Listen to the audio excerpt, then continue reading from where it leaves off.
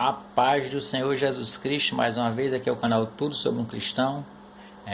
Sirvo a um Jesus, Filho de Deus, A Ele, somente a Ele presto culto, porque Ele representa Deus na terra. E hoje vamos falar sobre algumas coisas, meus amados, que doutrinas de homens têm contrariado a palavra de Deus. Deus diz uma coisa, o homem diz outra.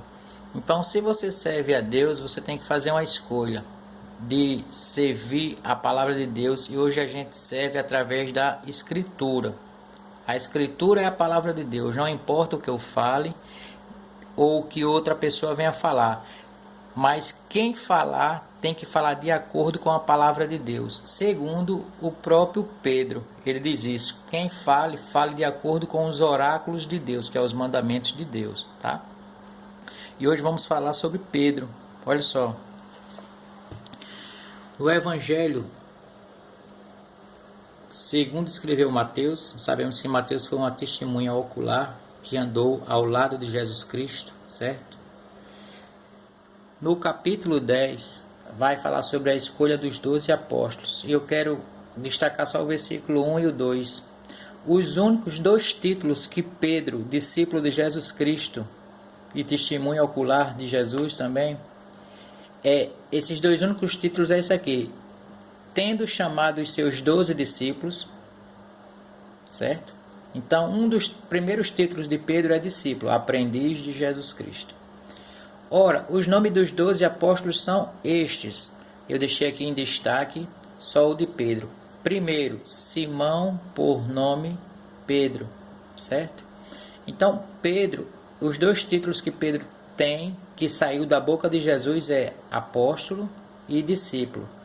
Não tem esse título de Papa. Isso é mais uma mentira da Igreja Católica que engana os católicos ali que vão e não procuram estudar as Escrituras e são enganados, tá? Outra coisa, aqui no Evangelho de Marcos, segundo escreveu Marcos, no capítulo 1, versículo 29, 30 e 31, está escrito assim: e saindo eles da sinagoga, foram com Tiago e João diretamente para a casa de Simão e André. A sogra de Simão, ou seja, a sogra de Pedro, achava-se acamada, com febre, e logo lhe falaram a respeito dela. Então, aproximando-se, tomou-a pela mão, e a febre a deixou, passando ela a servi-los. Jesus Cristo curou a sogra de Pedro, ou seja, Pedro era um homem casado, e Pedro evangelizava, Pedro tinha família. E isso nunca foi um problema para Pedro, ou para Deus, ou para o Senhor Jesus Cristo. Tá bom? Agora, por que a Igreja Católica proíbe? Eu não sei se você já ouviu falar sobre o Concílio de Latrão. L-A-T-R-A-O-T, o Latrão. Se você é católico, procure estudar sobre isso. Esse concílio proíbe que quem for padre case, certo? Há também outro concílio chamado Concílio de Trento. O que significa o Concílio de Trento? Ele expulsa a pessoa que é padre e quer casar, Só para você ter uma ideia. Agora, o que diz as Escrituras sobre a pessoa assumir um cargo de bispo ou alguma coisa, certo? Vamos ver o que a Bíblia fala sobre isso. Olha só, 1 Timóteo, capítulo 3, as qualificações dos bispos e dos diáconos. Fiel é a palavra, se alguém aspira ao episcopado, excelente obra almeja. É necessário, olha o que é necessário. Portanto, que o bispo seja irrepreensível, esposo de uma só mulher, temperante, sóbrio, modesto, hospitaleiro, apto para ensinar, certo? Este homem, para servir como dispenseiro da palavra de Deus, para ensinar a palavra de Deus para alguém, primeiro um dos requisitos, ele tem que ser casado com uma só mulher. Ele tem que ser irrepreensível, ele não pode deixar brecha para ninguém repreendê-los. Tem que ser temperante, ser sóbrio, modesto, hospitaleiro.